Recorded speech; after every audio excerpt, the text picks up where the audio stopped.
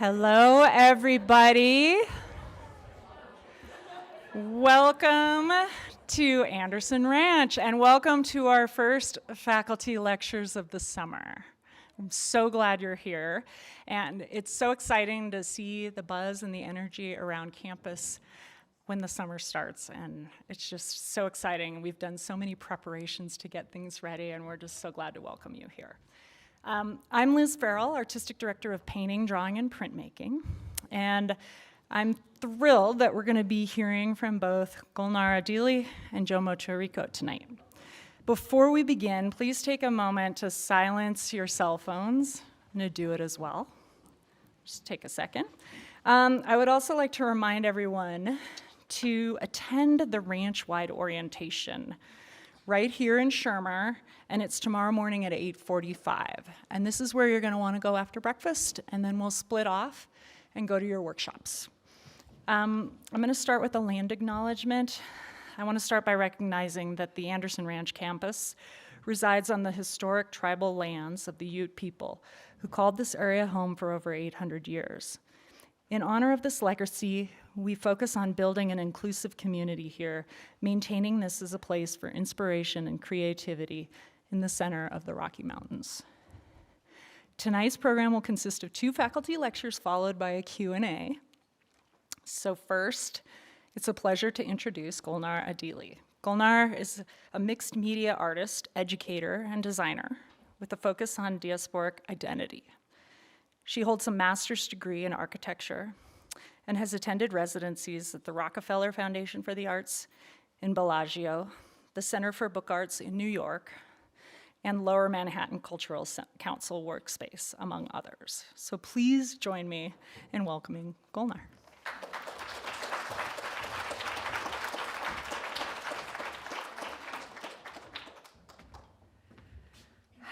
Hi, everyone. It's lovely to be here. Thank you to all my students who came from so many different faraway places. It's really impressive. And yeah, happy to be here. I'm very emotional. I don't know if it's the altitude or the world or both. Yeah, so I'm going to show you a lot of images. I'm going to talk really fast. I think this is better than showing less, especially for my dear students who I think it's nice to have like an idea of what are the possibilities, or more inspiration is better.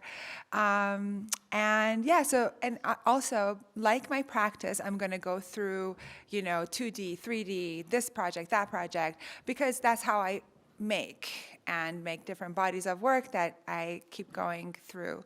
Yeah, so it might be a little crazy, but hang in there with me. It all will hopefully make sense. So I just need to figure out how to do this. Does this work like that? Yeah, okay. And how do I go back? Like this, yeah. Okay. So I came to art through a process of elimination. Is the voice okay? Okay. Meaning it wasn't culturally available to me to do art, and I tried to be a, productive, efficient person, helpful person and in the world, and, from immigrant background, and so I tried everything, and nothing really made sense. And so I came to art. At 30, so I finally found architecture, and architecture was this awesome place where science and art meet, and I was like, yeah, I finally found my place, and the schooling was great, the education, but then when I started to work in the field, I didn't really love it. And so you're going to see a lot of, so when I came to art, like it was this grant that I got to go to Tehran, and I grew up in Tehran, and study the contrast between inside and outside spaces of the city, because I grew up in it and there's a lot of contrast. And so I took that as my ticket out of architecture and went and did that, and I'm so glad that I took that plunge. But it was a slow process of building my own language, and I did it through residencies and fellowships. So kind of like spaces like this, right? So I didn't go back to a master's degree because I felt like I was critiqued out and I kind of had the tools. So when I first started, and I said, what am I going to do now? And I felt a lot of heaviness on my chest because I grew up separated from my dad because we went back to Iran. We had a non-normative story. So I was born in the US. They were leftist activists fighting against the Shah of Iran. And then we went to Iran the moment that the revolution happened. So, and that, my dad had to escape back to the US because he was being persecuted, the left, and that created a lot of trauma for me, as you can imagine. And so I said to myself, I'm going to do art as a way to heal myself and process all of this past. So I found a lot of resonance with Persian classical poetry. And what you see, and I love language because I had to go between these two languages so many times. So what you're looking at is a Rumi poem from right to left, from my heart to your heart. There are references written in Persian. And so I wanted to investigate what does from my heart to your heart mean, and how does that movement work. And in that process, I really kind of brought landscape and language together. The scale of this, each is smaller than this, but it's not too small. Each strip is 1/4 inch. This is also inspired from another poem by Hafiz. He's a 14th century Persian poet. And for a long time, I wanted to, I was thinking about this poem, which it starts, the king seat of my eye is the place of repose for the thought of you, or the memory of you. And the king's seat is this architectural room at the end of the Persian traditional house courtyard, where it has the best view onto the courtyard. And that's what you give to your guests, you offer to your guests. So the king's seat of my eye, so the middle of my eye, is the place where you belong. And I thought that was so beautiful, and I wanted to bring these two imageries together, but it just didn't happen. In Photoshop, it wasn't working, it was too flat. And finally, through this process of collaging that I'm going to show you, I arrived at this. So what you're looking at is an eye underneath architecture. Both papers are cut, but only until the edges.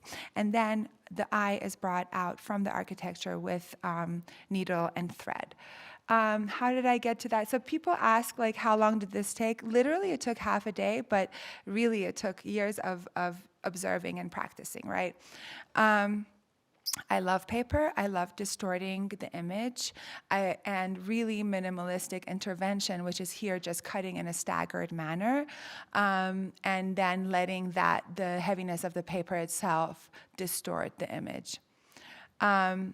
This is a commission I did with New York Times with that same imagery that you saw, but kind of matching the story that they were writing about. And all of that, I'm showing you this because it was kind of, this process was born here. It was that grant that I got to go to Tehran. And what I ended up doing, it was through my architecture program, but I ended up hanging out with a lot of photographers and just taking photos from inside and outside. And naturally, I started to cut them and mix them and look at them.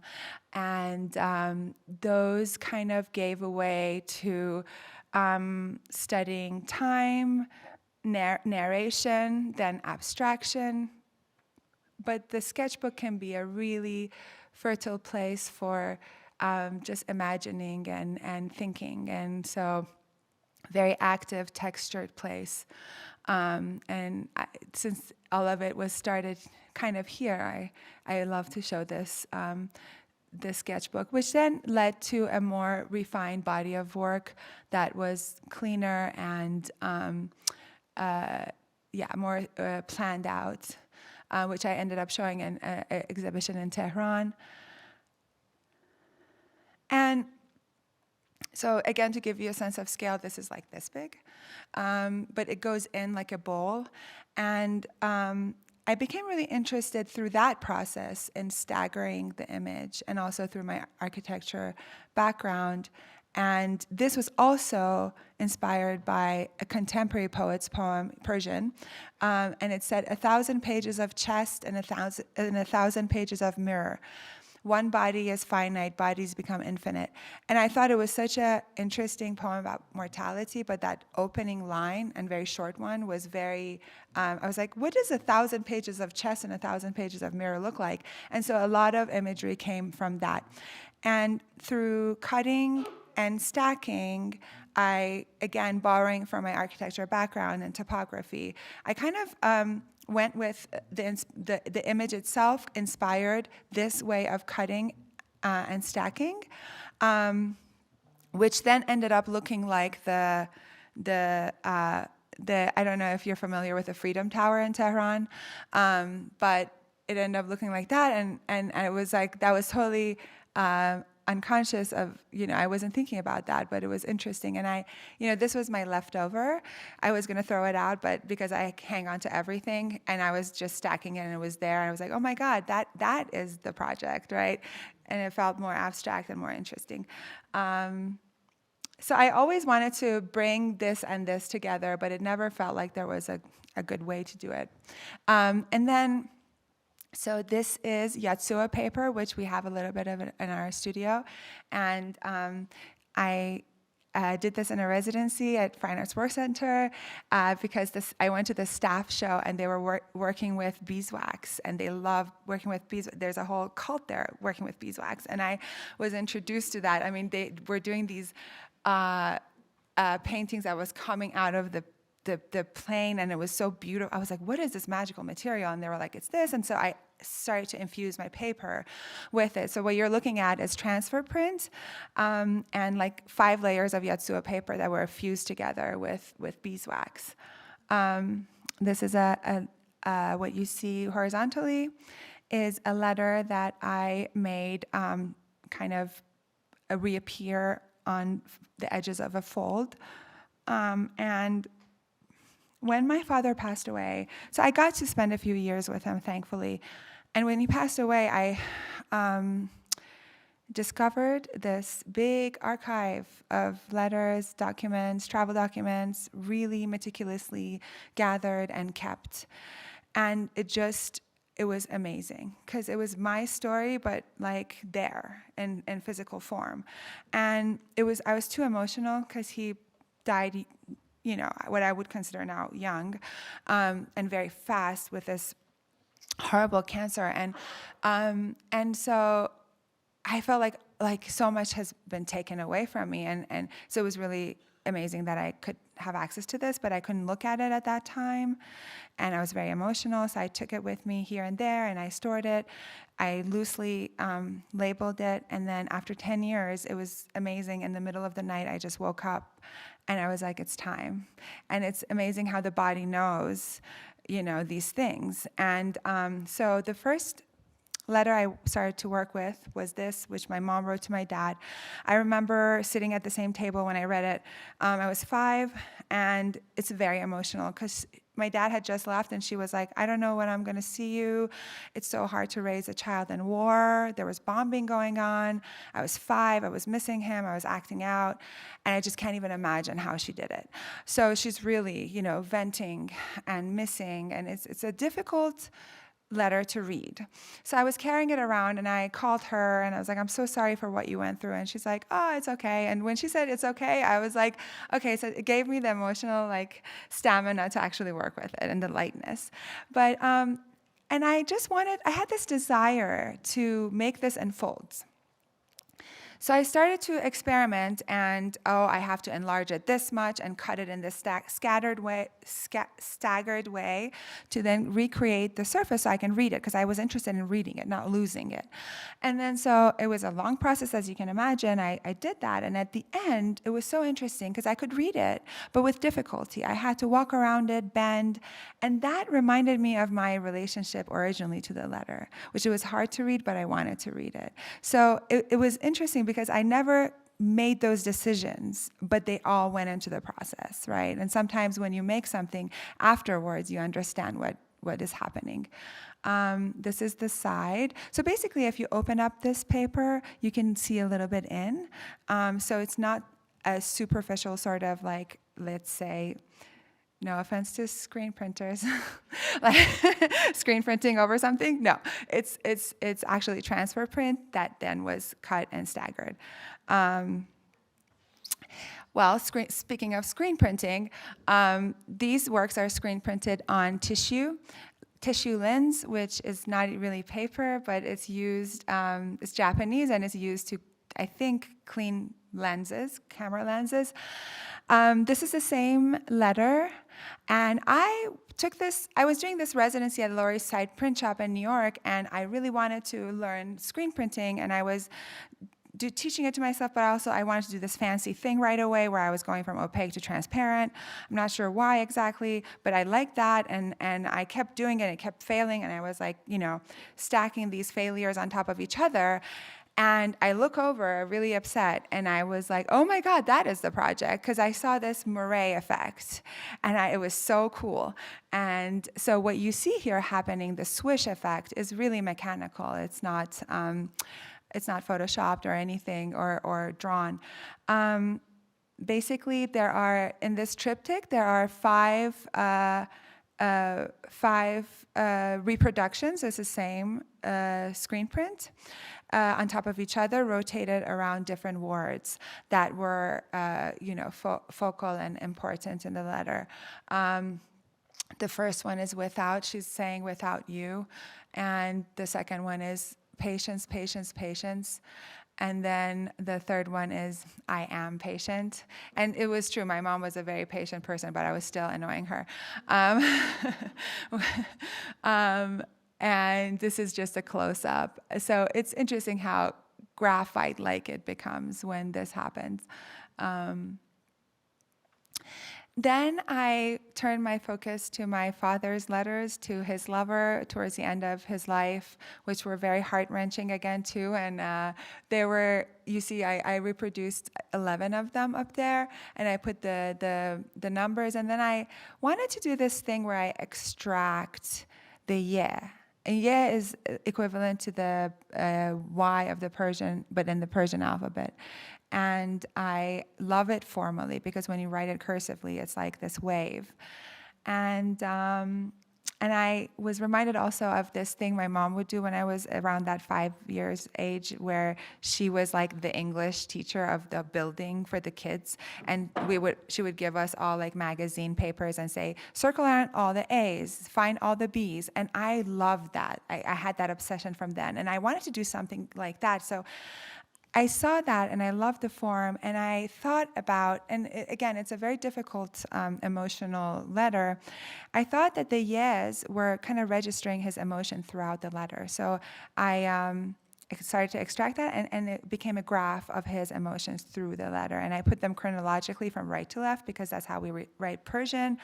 And then I knew where to put them vertically from the lines in the letter, so that was not a decision, but it was there, it was great. But the only decision I made was how close the yes are together, and then I decided to put the words that the yes were extracted from inside the belly of it. And then it looked like this spoon or this bowl that was collecting water. And so I pasted blue tissue paper inside from the line down as if it's collecting water. A thing about color, I don't ever paint. I'm not a painter, so I don't paint color. I don't draw color, but it usually in my work comes from material. And that's why I love like paper and thin paper and just kind of collaging. And then I decided to make it spatial by taking the whole yeah and being really meticulous about their spacing. It has to represent the letter. And then I made scaffolding for each yeah, and then it was kind of a feat of engineering because I had to put the X bracing and the top bracing in a way that everything comes apart, gets stacked, gets put in a box, and can be transported and stored. This is the back view, and you can see the collage from that angle. And then I worked with Rhino for a while. I don't know if you're familiar with Rhino, but it's like this 3D modeling program. And I love this one command that's called lofting. So you give it like these profiles, and you say connect them, and it just like whoop, connects it. And so I wanted to take a section of my yes and loft them mechanically, but I just did it so like the totally opposite way. So like put strips between, I mean, I could have done it so much easier, but anyways. And then I covered the whole thing with plaster. So I am really interested in airplanes. I mean, no matter how much you tell me the physics, I'm still like, how does this stay in the air? Like, this is crazy. And you know, you're in the middle of the clouds, and just flying here was so beautiful. But also, I think the airplane is a vehicle between my parents, right? The two worlds that I loved. And also, it's a magical, beautiful machine. I'm so glad my father told me the story of his escape from Iran and then coming back, making it to the U.S., which was few months, forging travel papers, all kinds of challenges. And when he died, and when I was going through his materials, I found the ticket that on the back of it, this was printed, because back then they would sometimes do that. And so I really wanted to work with it. So this is pretty large. Each panel is a 20 by 30 digitally printed Japanese paper that is then embroidered with a sentence from his letter, and the sentence is the title, which is perhaps all of the sky is unable to turn a page of this tightness of the heart, something like this, that he's writing to that lover. So I repeated that throughout. And we're definitely going to look at weaving or mixing imageries together. And it could be through really, cut, careful ways, or ripping. But here, what you're looking at is the image of the chest and my mother's eyes from her passport photo that I will show you, and that it keeps coming back. So a lot of my imagery, like I think a lot of other artists, keeps getting recycled, right? Because you have your archive library of imagery of your own lexicon that you want to work with. And so that's why you keep seeing these images reappear in different materials and through different processes. Like I said, I'm really interested in language, but not calligraphy per se. And so I either like to look at found language from my parents' letter, or to really build it. And because I just love the really basic structure of the words. Here I'm looking at a poem by Hafiz, the first line, and then in that poem he plays beautifully with verbs. So I'm comparing the two verbs of sitting and seating at the end by crisscrossing them, because only there's an ah and a yeah difference. And so that's what I'm looking at there.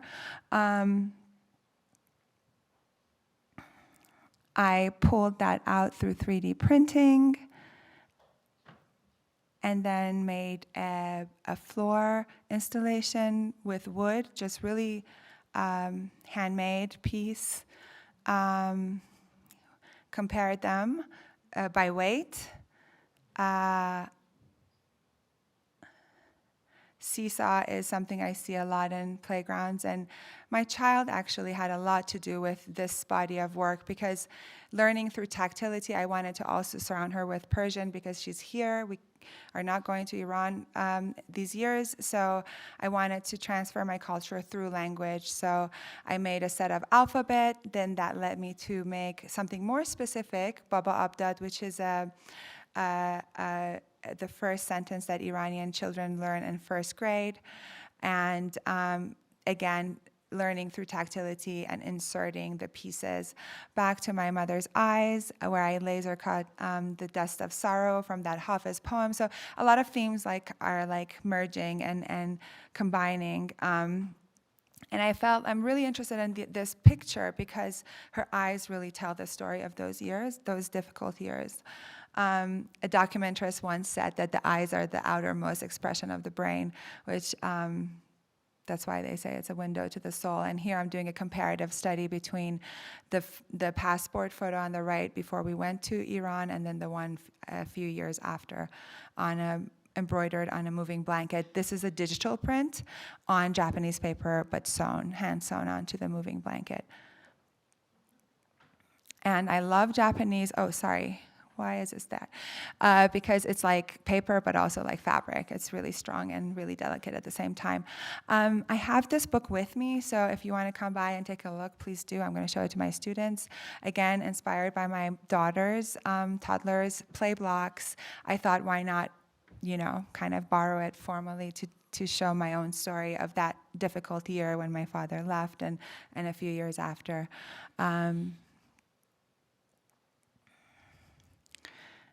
Really missed my dad's arms after he passed away, so I collaged them and then I pushed them into fabric, and it just really embodied the absence really well. And then this is my last slide, and this was my solution of bringing the two positive and negatives together. When I went to my residency at the Center for Book Arts and learned the clamshell box form, I was like, I know exactly what to do with this. I'm not going to put an old book in it. I'm going to put my sculpture in it. And so yeah, that's my presentation.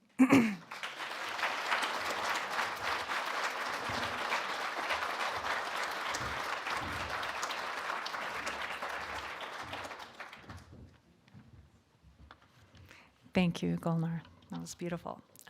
It's an honor to introduce Jomo Tariku. Jomo is an Ethiopian-American artist and industrial designer at the forefront of modern African design. In 2017, he founded his acclaimed namesake furniture collection that has been featured in Elle Decor, Architectural Digest, Interior Design, and other publications. Jomo is constantly exploring ways to convey harmony, heritage, and humanity through his craft. So please join me in welcoming Jomo.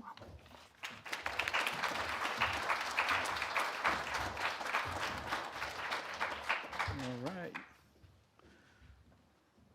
Well, thank you for having me, and thank you for everybody coming to this event. I love sharing my story.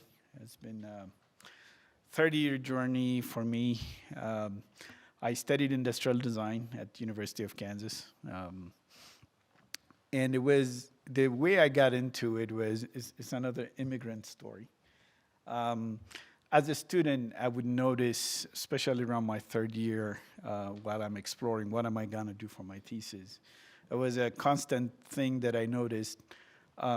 Black designers and black designers' work were missing from what I call the canon these days. So it was a journey that queried that point of view and said, can I become part of the solution of solving this? So when I'm saying this is back in 91, maybe 1990. So I went to KU, studied industrial design, and obviously my thesis ended up being, how do I get to create a modern African furniture design? And I had many, let me go back there. I had many reasons for, oh, am I going? Well, I showed you all the slides.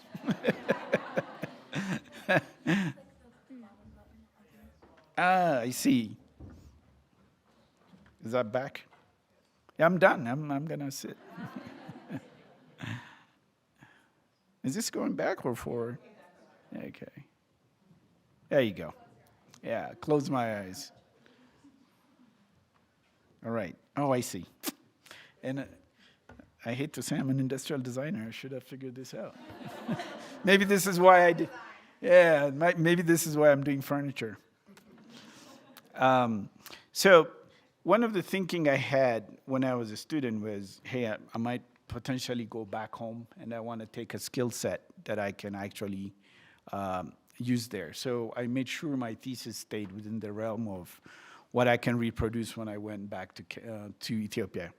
I was born in Kenya, so if I make a mistake, it's because I have a Kenyan name, born in Kenya, raised in Ethiopia, and I came here to study at the University of Kansas. So there was multiple reasons for doing this. So one was obviously within the furniture world and all these amazing books and magazines that I'm seeing in my art and design library at KU, how come I'm not seeing myself or representation of other Black creatives? That was one. And two is, look, I've done some apprenticeship work in a shop in Ethiopia. I know what is possible from doing things from a small shop, so I can, at minimum, be able to do that. So with a combination of these questions to myself, I proceeded to do my thesis on modern African furniture design and going about creating my own design language related to this. Okay, I better get this right. So the first attempt was around 2000, and sometimes I do have the timeline on the side. Me and my childhood friend, we started our own furniture company, hoping that we would make an impact. We started this company in Alexandria, Virginia. We tried it for about 8 years, and I can honestly say we barely made a difference. I noticed how difficult it was to break into the industry. Whenever we went to trade shows, we also noticed that we were maybe one of very few people of color in the space. Having a dialogue with manufacturers or anybody that we thought might be interested in what we're doing was next to impossible. Trying to get attention from local media within DC also was extremely difficult. So after 8 years of attempting this, and to be honest with you, we were running a business that was doing multiple things. So we did graphic design, animations, and other things to support the furniture design part of our business. And even with that kind of one side subsidizing the other, around 2008, of course, the economy of the U.S. back then was not doing well. A couple of major of our clients went out of business, so both of us decided it's time to leave. That led me to be fully employed at the World Bank, which is based out of D.C. I was hired as a graphic designer in the data and statistics group, which I will not cover in this presentation, but I do work also related to data research around design. And most of the research is actually based on representation, especially of Black creatives within museums, within collections in museums, publications, and related stuff like that. This would be the type of stuff I would actually create at the World Bank. Within the data statistics group, either a statistician or an economist would usually work with somebody like me asking, can you create me a map with data in it, or can you create something interactive, which is the top left one, or can you do a book cover, which is the middle one, or just a timeline for a conference or a huge banner. So it ranged what I would do at work, including managing a lot of publications. But that didn't mean I didn't experiment with my interest in furniture. That continued even though I had a full-time day job. The change that happened with the way I started developing design ideas is I slowly started moving away from actually doing large renderings, because that's, back in the days, you guys do 3D renderings these days, but it was industrial design school in the 90s or late 80s, you ended up doing pastel or marker renderings. So now I pretty much work for myself, so I didn't have any requirement what kind of medium to use. So I slowly got into doing thumbnail sketches. Those are like tiny, tiny sketches. And whenever I had time, I would just do 3D renderings. But rarely the 3D rendering was important to me. And that approach helped me with iterating and coming up with new ideas quickly. Again, I was not presenting to a client. This is a conversation between me and my sketchpad, pretty much. And most of the sketches were done while I was on the metro, either going to work or back from work. So around 2017, I was asked by If you guys don't know what design weeks are, different countries have them. There are design festivals that happen all over the world. The organizer from Ethiopia asked me to represent Ethiopia and go to Dubai. And back then I hadn't been in a shop for a while. And I had to go back into a shop and create a new piece of furniture I was playing around, which is the two bottom ones you see on the right. They are a spin-off of a birthing chair, which I'll come to later on. Because of my past experience, I never thought anybody would be interested in my work.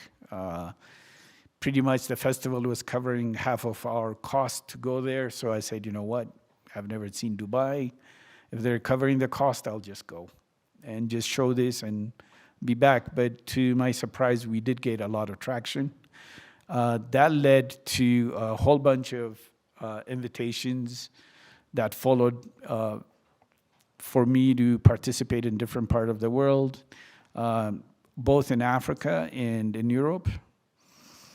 So now let me jump to my own design language. So the way I approach and have developed my design language is I use everything and anything from the continent of Africa. And one of the reasons I do that and not focus, obviously, there are a lot of furniture pieces that have been made throughout the continent. But half of the time, what I try to do is trying to get away from looking at one furniture piece and saying, oh, I can do a modern interpretation of that piece. I find that to be the obvious and straight approach to designing something. So I try to get away from only looking at other furniture pieces to create new ones. So be it color, wildlife, landscape, scarifications, architecture, everything is an influence for my design. This is probably my most, this chair has been very popular by, collectors have acquired this as a piece. This was an experimentation, again, with using wildlife to inspire a piece of furniture. And again, I've always tried to get away from, like I've been saying, looking at another furniture piece and trying to create a new one. But one thing that has been always at the back of my mind is all these three-legged stools that I grew up with as a kid. How could I bring that into my thinking and add to that? So you might see that I've done more than just one three-legged chair. My default setting actually has been like pretty much I start with a three-legged chair. If things don't work out, then I kind of gravitate towards other ideas. This piece, again, let me make sure I get, all right, let me go back. So the first piece we did was the one on the left, the genesis on the one you see, the genesis behind the one you see on the right is when I started getting represented by a gallery, and the gallery asked that I create an exclusive piece for them. So for that one, what I did was take the dots that you see on the Nyala antelope and put it as a carving piece first. Then on the next version is actually an inlay. These are made out of walnut pieces. And unlike the previous one, that is all hand carved on the left. And the new ones are actually partly made on a CNC machine. So after a while, we had to introduce efficiency into the making of the piece because it was taking too long to make these chairs one at a time by hand. And I'll show you a video at the end of the making of this chair with the shop out of Oregon. Again, more inspiration from Africa, and I tend to, because I'm from Ethiopia, I think I do tend to use inspirations from my own country. But I like geometric, clean shapes and designs. So this is a prayer staff that is found in Ethiopia that, inspired this new chair that I came up with, and another three-legged piece. And it's very geometric, as you can see. and it's actually, the legs are six-sided and not four-sided. I tend to gravitate towards making things a bit complicated, which frustrates some of my furniture makers, saying, why can't you make it simpler? But, for me, the challenge is part of the design process. So it's once I come up with an idea, I tend to stick by it and try not to get away from it, as challenging as it might be. This was a stool that I designed for my own younger brother. Said everything you do, talk about complication, ends up being very complicated. So why don't you come up with a design that you can actually fabricate in your own store, in your own shop, and hopefully something you can market yourself without involving somebody else. And actually, one of the reasons we're doing the CNC class is this is, except the pin, all the pieces are made on a CNC machine and out of plywood. It is based on a very small headrest found in East Africa, both in Ethiopia and Kenya. And it is height adjustable. That piece that you see that looks like a dot is actually a pin that you pull out. And the seat is actually cut from the base of from the base part of the seat. This is the Ashanti version of the same idea, again, height adjustable and made out of plywood. And you can see it is laminated CNC pieces that get assembled together to create it. This is called the Mido chair. This is based on an Afro hair comb that's ubiquitous throughout Africa. The Afro comb has been around for more than 5,000 years. And this idea has been floating in my head for a while, and I was fortunate enough, I was approached by the Met for an installation that they were working on. They actually wanted the Niala chair. I went back and proposed this, and unbeknownst to me, they had a reason to actually okay this project. The space, the installation they were creating was actually based on a black settlement that was found in New York called the Seneca Village. And there they had actually, an archaeological dig had found two combs. So they, it always fascinates me how things connect without me even thinking about it. For me, it was a chance to actually finding someone to commission this work, because it was an extremely complex chair to make and very expensive. Here, so going back to where CNCs can be used, on this chair, we had, I think, about 7 molds to make each bend. So each piece that you see, the comb parts that you see actually needed their own mold for bending it. So it's a whole bunch of bent pieces all glued together, but it looks like one piece. But the mold, again, was made on a CNC, and the precision that a CNC brings is what made us, first try, we got it right, as complicated as this chair was. The other thing I introduced into this that probably drove my builder nuts was the way the backside, the back legs actually fit into the top side of the chair is what you see at the top left. And even that is in a shape of a comb. And that is precision fitting that, that was hard to make. I remember my builder saying, the moment I'm cutting this, I don't want you to be here, actually, because I'll be cussing a lot and throwing things around.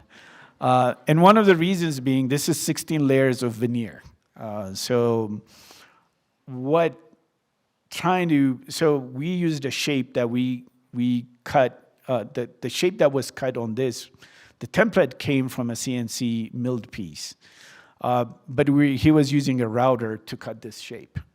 And the router bit is gonna fight you because of all that epoxy and layer of veneer you have going in there.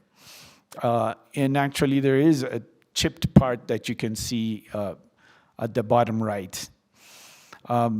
So the middle one, though, that's not wood. That is a bronze version we made for Design Miami last year.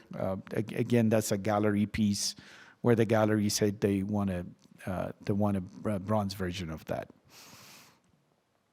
And the bench version, because the bench version came that I noticed that there are actually Afro combs that are two-sided. So the inspiration is the two-sided comb that you see right in the middle. And I rarely do large pieces because I do live in a townhouse around Virginia. That's what most of us live in, and I just don't have the space to keep large pieces in my home. So it's not like I'd never had a drive. It's just if it goes to a show and it doesn't sell, I had no place to keep it. But now I'm represented by a gallery. The gallery wanted me to work on a cabinet, and this is another piece we did for last year's Design Miami. It is based on two architectural structures that are found in northern Ethiopia, a mix of a church, an old church, and an obelisk. And it's just a wardrobe inside, no handles, so magnetic latch. You just press it and it opens. I loved it at the show where people were trying to find out how to open it. It's very satisfying to see how people react looking at your work. This is another stool. Stools are, again, very common throughout sub-Saharan Africa. Sometimes I do mix 2 or 3 concepts together to create them. This is one piece that combined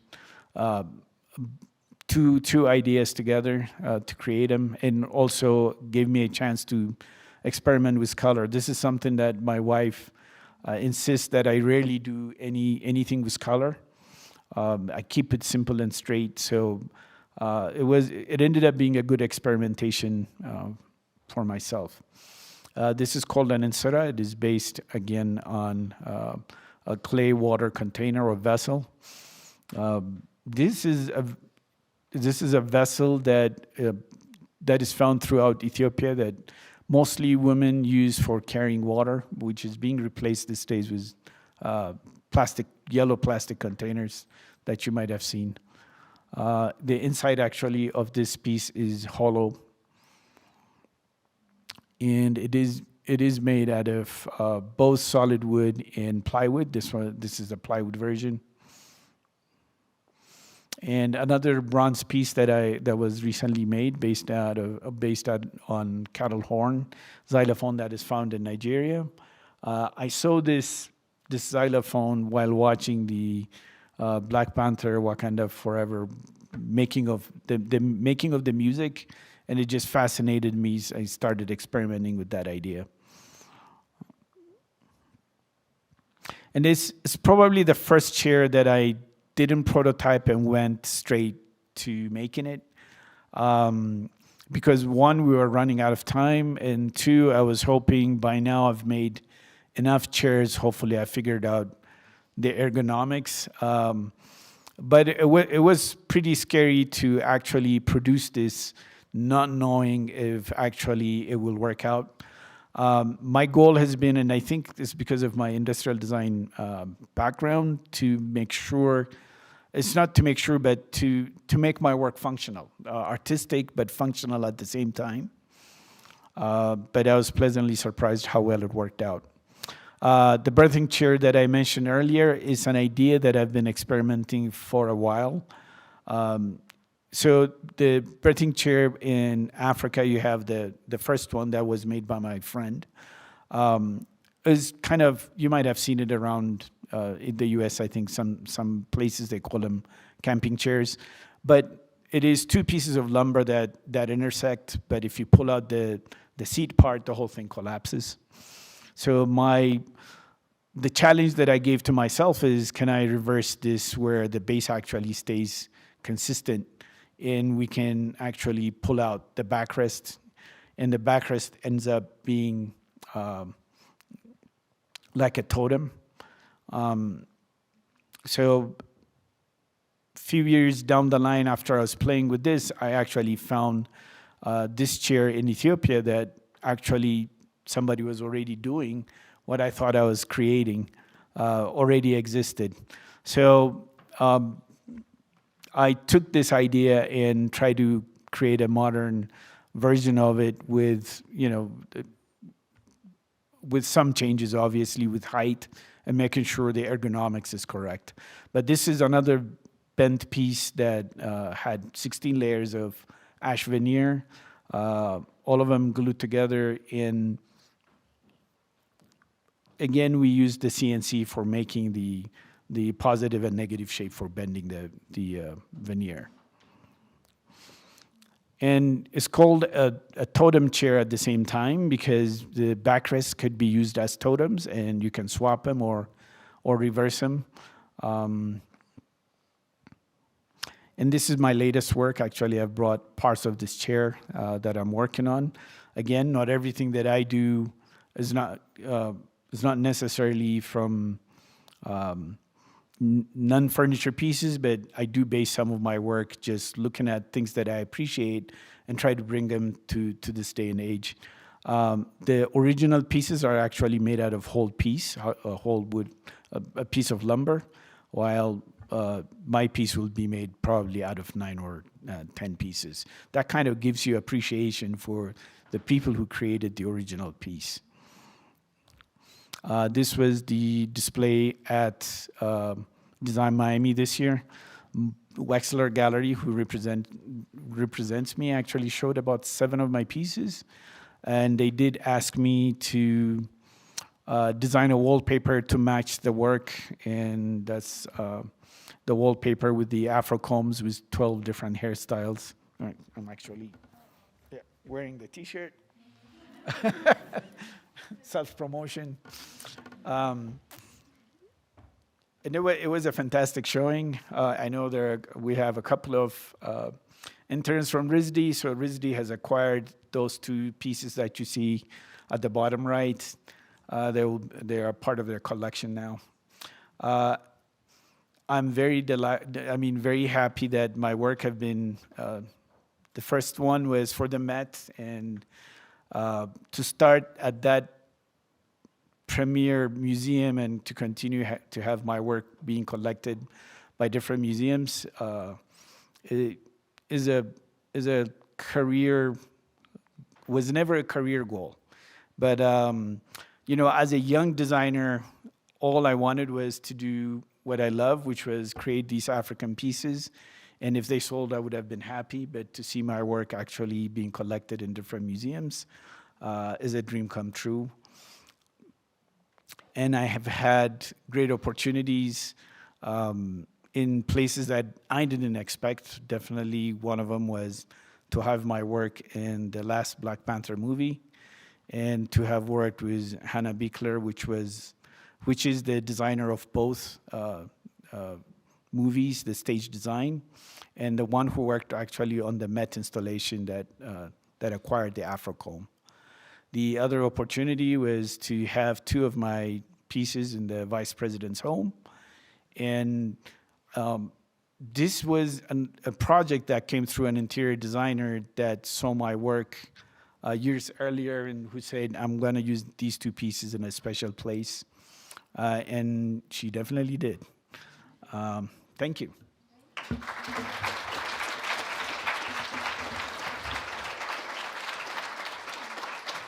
Thank you so much. We would love to have an opportunity for questions. So if you have a question, please raise your hand. We are going to set out chairs for the 2 of you to be up front. And we will run to you with a mic. This one's not working.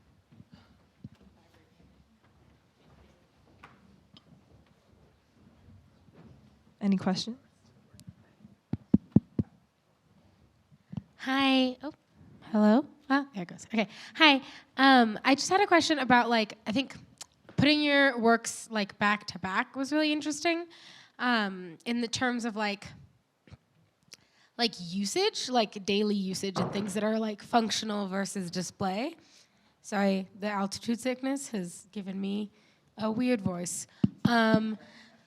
I'm also from DC, so. But anyway, so I think I was just wondering, like, how do y'all feel about the relationship between intimacy and, like, specifically the aspect of, like, display versus function in your work? Is this for both of us? Yeah, it's for both. Okay. I think that's where my industrial design side kicks in. I'm always thinking about function. The pieces end up being very artistic looking, but I also work hard on that. I don't want my work to look like somebody else's. I want them to stand out if possible. It's not possible all the time. The reason I think I've been lucky with being able to create these unique pieces that are still functional, but unique and outstanding is because, this is where I encourage people from the continent and others with their African heritage to actually base their work on what that continent can give you. I think it has not been utilized a lot. I just happen to lock on it. And that is what is making it unique. At some point, there will be a decent amount of us actually doing that work. Maybe it won't be as unique. But going back to functionality, I'm not designing them for them just to be displayed. They're not display pieces, they're functional. When I take them to design shows and the gallery says you can't sit on them, well, what can you do? But I go to other type of trade shows, I want people to sit on them, actually. I want to see if my chairs actually can take the beating that it should, or is it just looking nice? So, yeah. I'm assuming, I'm thinking mostly about my books, because the rest is something that you really see.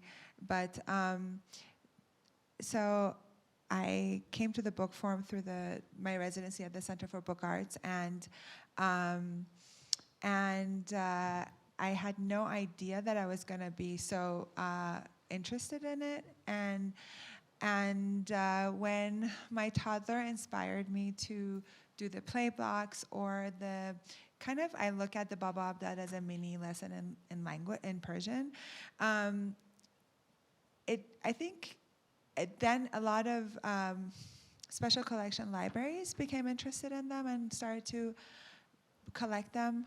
And they are very, I think, kind of didactic, and in that way, like, because when you touch something, you have a very different relationship to it, and I guess function for my kind of work comes down to that kind of relationship. But then I'm also reminded of the fact that I wouldn't let my toddler actually play with them because they're very expensive and I didn't want her to ruin it. But now that she's becoming older, as a young kid is okay, and we engage more. But it's mostly meant for adults and special collection libraries, which is very, I tell my students all the time that I never knew that bookmaking could be a source of income, but for me it became, because apparently all these special collection libraries have a budget set aside for purchasing them, whereas random arts, you have to become like a superstar to then sell like him, but yeah. I hope that answers your question. Okay, cool.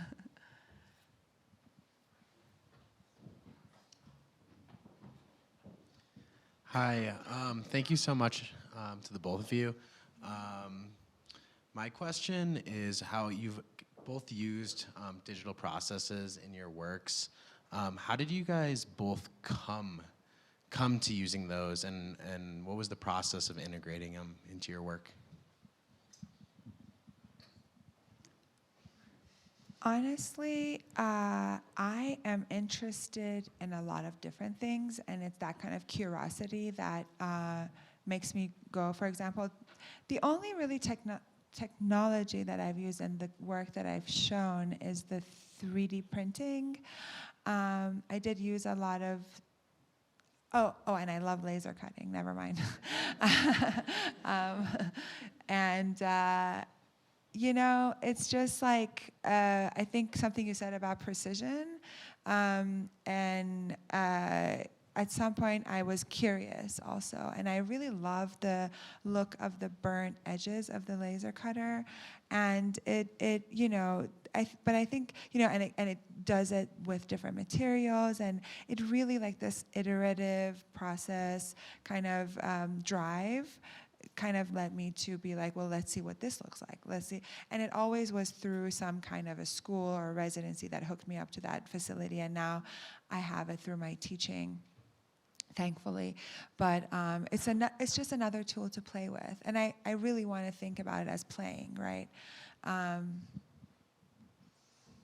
kind of agree with that. It's another tool to play with, but on the second wave after I closed my first studio and I was trying to get back into the whole, do I want to create a shop? Because I was looking at the space I had in my townhouse and I said, I only have a one-car garage. How many tools can I fit? There's not much I can fit.